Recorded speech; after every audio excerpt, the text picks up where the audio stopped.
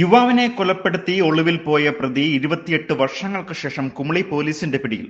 വണ്ടിപ്പെരിയാർ അരണക്കൽ സ്വദേശിയായ പോലീസ് ഉദ്യോഗസ്ഥൻ എം മാരിയപ്പൻ തന്റെ 1 മാസത്തെ കഠിന പ്രയത്നത്തിലൂടെയാണ് ഇയാളെ പിടികൂടിയത്. റെയിൻബോ ന്യൂസ് വാർത്തകൾ നിങ്ങൾക്കായി അവതരിപ്പിക്കുന്നത് പവിത്ര ഗോൾഡ്, എന്നും സ്വന്തം. ഒരെണ്ണം കൂടി വാങ്ങായിരുന്നു. 1997 ചെങ്കര സ്വദേശിയായ ഗണേശനെ മർദ്ദിച്ച് കൊലപ്പെടുത്തിയ കേസിൽ ഒളിവിലായിരുന്ന 4ാം പ്രതിയായ തേനി വരസനാട് സ്വദേശി മഹാദേവനെയാണ് 28 വർഷങ്ങൾക്ക് ശേഷം കുമളി പോലീസ് പിടികൂടിയത്. സംഭവശേഷം അന്ന് തന്നെ ആദ്യ 3 പ്രതികളെ പോലീസ് പിടികൂടിയിരുന്നു. 4ാം പ്രതിയായ മഹാദേവൻ അന്ന് തന്നെ ഒളിവിൽ പോവുകയായിരുന്നു.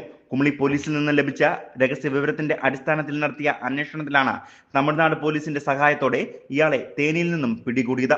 വണ്ടിപ്പെരിയാർ അരണക്കൽ സ്വദേശിയായ civil police officer M Mariappan കഴിഞ്ഞ 1 മാസക്കാലമായി തമിഴ്നാട്ടിൽ നിന്നും നടത്തിയ കഠിന പ്രയത്നത്തിലൂടെയാണ് ഇയാളെ പിടികൂടിയത്.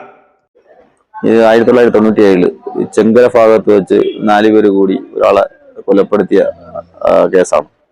ഈ കേസിലെ 3 പ്രതികളും വിസ്താരം കഴിഞ്ഞ്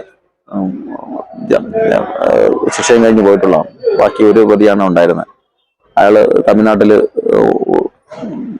തേനിയിൽ ഒളിവിലുണ്ടെന്ന് അറിഞ്ഞ് വിവരം കിട്ടി.